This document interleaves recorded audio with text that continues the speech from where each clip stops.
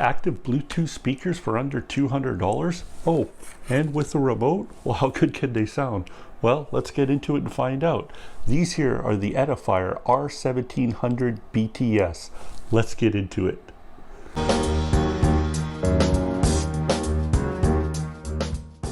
Hey everyone, welcome back to my channel. My name is Dale and this is Sid's Reviews. And if you like what we do here on this channel, reviewing hi-fi and audio components, video components as well, make sure you hit that like and subscribe button so I can continue doing what I love to do, and that's reviewing hi-fi gear. So this here is the Edifier R1700BTS Bluetooth bookshelf speakers. This is the latest speaker in this line from Edifier. They've had a few different versions of this with subtle differences in between them all. They've probably been around for about 5 years at least, and this is the latest model. I think it came out last year. So I purchased these on Amazon and it was $199 Canadian. You can get them in the US on Amazon for $159 and in the UK for 139 pounds. It's an active Bluetooth speaker. I mean, you don't need an amplifier with it to make them run. They have an amplifier built into the speaker, and that amplifier runs at 66 total watts. Well, it's 30 watts regular power, then 36 watts RMS. It comes with a 4-inch mid-range woofer, 3/4 inch soft dome tweeter, and it has a nice wireless remote that comes with it. And also in the back it has a couple of speaker connections, a couple of RCA outs, and also a Bluetooth out, which I'll be speaking about later. It's a very nice speaker, very small. I do like the style of it. As you can see, it has 3 knobs here on the side for your bass and treble, and also this is your volume and input out. You could also do on and off. It does come with grills on it. As you can see, it's slightly angled up for your position, so I think it's meant mostly for a desktop or as a beside your television as a replacement for your sound bar. Okay, just going through the back of these speakers here. First we'll start off with the left speaker, which is a passive speaker, and there's only one connection here. It's a speaker in. It's a 4-pin connector for it, and that goes into the other side here for the active amplified speaker here. So on this amplified speaker you have a few connections here. Here's the subwoofer out, which is a 3.5 millimeter connection, not a regular LFE subwoofer connector, but a 3.5 millimeter, and I'll talk to you about that in a second. The master power on off, and then there's just 2 analog connections here, so it's a line in left and right, and then line 2. So that's all the connections. There's no other digital connections on this besides Bluetooth, obviously, and this is the attached power cord here. So I wish this was detachable, but at this price point of under $200, can't really expect much more. Okay, here's the side here of the active amplified speaker here. So as you can see, it's 3 dials, and let me tell you, these are really nice solid dials on here. They are not cheap at all, which I like. So if you want to just go up, if you have it near field on your desk or something, it's nice to have the connectors right by your side. And so it goes here with treble and then bass as well. And then also this is your power on off, and you could press it to switch inputs, and obviously it's the volume as well. So there you have it. That's it for the side of the speakers. Okay, this is the front here of the speaker. So as you can see, it's a 3/4 inch soft dome tweeter. This is the 4-inch mid-range woofer. Bass port is in the front of these speakers, and then on the amplified speaker here, same thing, except here is the IR infrared indicator there. So that's it. That's the front of the speakers. Okay, one more thing I wanted to show you here is the nice remote here that comes with this Edifier speakers here. So as you can see, it's power to turn the speakers on. This is your volume up and down. When you're using Bluetooth, you have some controls there. You have previous track, next track, and then play, pause. On, off, this is for that spacious audio profile signal, which I'll talk to you about here in a second. And then these are your indicator, your next line indicators and stuff. So you go line 1, which is green, line 2, same color there. Back to Bluetooth, and then you got your mute button. So that's about it for the functions of this remote. Wish it had the tone controls on this as well, like the bass and treble, but those buttons are only on the side of the speaker. On that one side, it's not on the remote. So the company Edifier has been around for a while, and mostly they are famous for making good sounding and at value priced active speakers in there. If you go on their website, you'll see that there's about probably 16 different kinds of powered speakers similar to this. So it goes right from entry level, you get a pair for about $100, all the way up to like over $2,500, especially with their Pro line that they came out with recently. So talking about the sound of these, let's talk first about the bass, treble, and then the mid-range as well. And I use it in 3 different applications. So I use it in my main 2-channel system. I also use them near field, so kind of on this table to simulate kind of a desktop type environment that I think a lot of people would use these for. And then I also use them upstairs in my main living room right next to my 55-inch OLED TV. So I'll be speaking about the sound and the different circumstances of all 3 of those regarding the bass, the treble, and the mid-range, and my overall thoughts of the sound. So first off, talking about the sound is all 3 environments there that I spoke of earlier. I think the 2 best ones for it would either be for near field, so like if you have it right next to your computer monitors, or right beside your TV as a replacement for a sound bar. Those are the 2 that I think that are best suited for these speakers.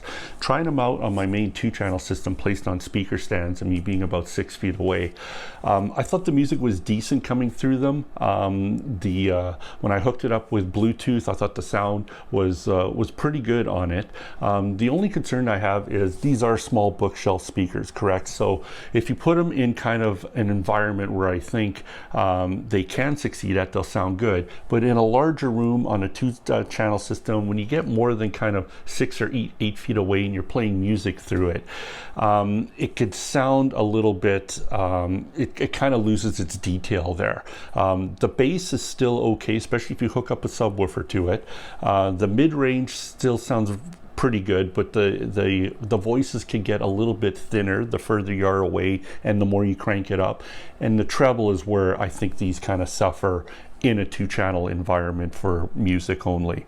The treble to me gets a little bit sharp, especially at the top end when you start cranking it up. So low and medium volumes, I think it still sounds pretty decent, but once you get up above, let's say, 80 dB and up type thing, so you're trying to give it a little bit of volume, it does go there, it does have enough power to get there, but that's when it starts getting a little bit too sharp and a little bit too harsh, slightly fatiguing.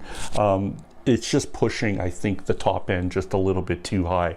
So I wouldn't really, unless you're in a small room or a bedroom or something like that, I wouldn't really suggest it just for 2-channel music listening on its own.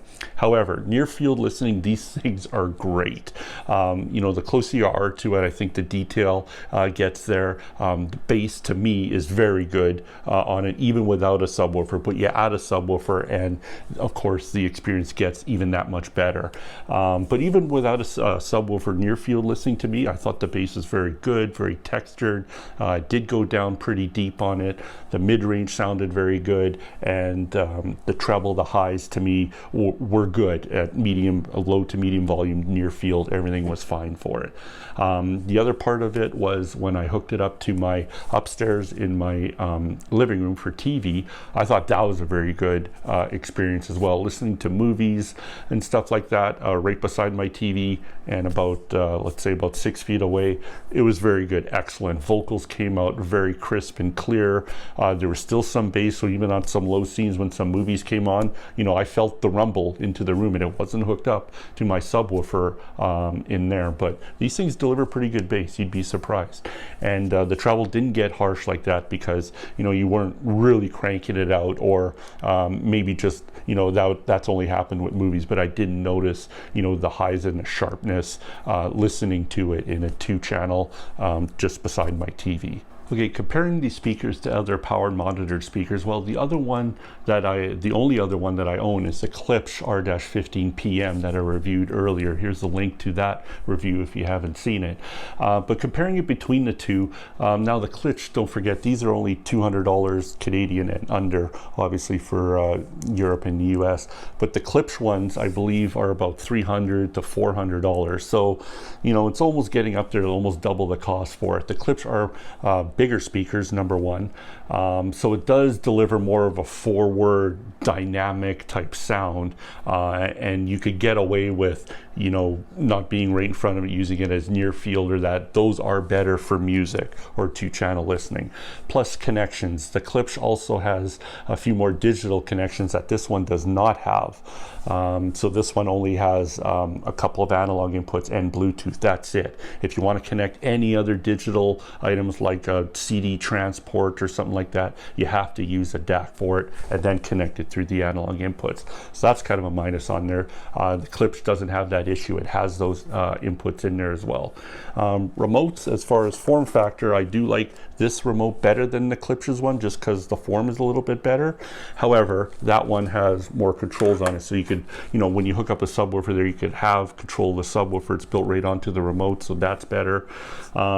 So I mean, there's plus and minuses. Obviously, you get what you pay for $200. This is going to be limited in sound output and also features on it, but that's the comparison for the Klipsch, I think. So the Klipsch wins out as far as music delivery and dynamics. This one wins out a little bit in form factor and looks, I think. So you have to decide for yourself what you like and what would work best for you.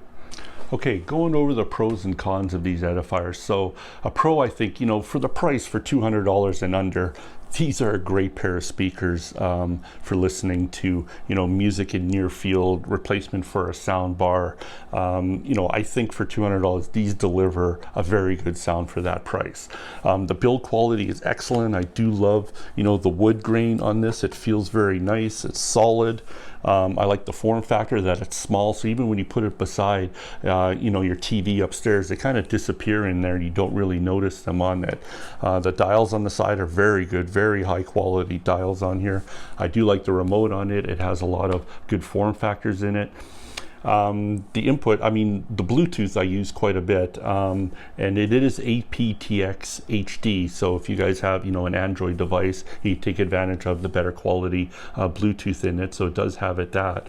Other things, you know, unlike the other versions of this speaker, this one does have a subwoofer output. So you hook up a sub here and it does improve the sound on it for sure, especially if it's hooked up upstairs and you're a little bit further away from the speakers, using it as a soundbar replacement. So that's good. It can go loud too. I mean, these things could really push pretty loud, 66 watts. It does push loud enough. You just have to be careful, especially if you use it in a two-channel environment, that it could sound a little bit bright. Okay, so just quickly go over some of the caveats of these speakers. Like I said before, the sound can be a bit sharp and bright if played at a higher volume, especially in a two-channel environment. You know, there is an option here to dial back the treble a little bit. However, you know, it's kind of still kind of there, especially if you turn it up pretty loud. However, you know, having said that, these aren't really made as a two-channel dedicated, you know, hi-fi type system. $200, these are going to be great for near field and replacement for a soundbar if you just want small speakers right beside your TV. Upstairs, so it's not ideal for that. One of the other caveats is this little light in here. So this is the indicator light, and it switches from blue to green, depends on which input it has on, and you can't shut it off. Even with the grills on, you can see right through it on here. And at nighttime, you know, you kind of like to have an option, you know, to turn that thing off, because, you know, it's always at the corner of your eye here. And I know on the Klipsch that you could turn that indicator off, so that's another advantage of the Klipsch over here. So this can be a little bit annoying anyway. Another caveat, there is limited connections on it. So like I said, it's just two analog connections, and they're just passive connections, so it's not like it's a phono input or anything. So if you want to connect anything besides, you know, your Bluetooth, you're limited to two analog inputs unless you add a DAC to it. Then you could hook up some more digital connections to it. If you want to hook up a turntable to it, you need a phono preamp first. Phono preamp either built into your record player or a separate phono preamp to hook it up into here. So limited connections is another minus on it. Okay, so just let me start off with, it's amazing right now what you could buy for like, $200 or under, or a little bit over, at the quality of stuff that's coming out right now. Stuff that you didn't see before, like, 10 or 15 years ago. There was nothing like this. Something like this would have been at least $500 and up, something like this. So, I mean, it's amazing the quality right now that you're getting for things. Having said that, for $200, I think these speakers have a lot of value to it. If you use it in the right environment, like I said, not meant as a dedicated 2-channel system, but in a small room, in a cottage, a second system, in a dormitory. Hell, if your kids are going off to college or whatever, these would be perfect for it. As a near field for your computer, and of course right beside your TV as a soundbar replacement. These are ideal. I love the form factor of it. It goes loud and has good enough sound for all those environments, and I think it's a great value for what you get. So what do you guys think? What do you think of this review on the Edifier R1700BTS? Let me know in the comments and questions below. I answer most of my comments and of course questions if you guys have, and we'll see you on the next review. So until then, keep on listening.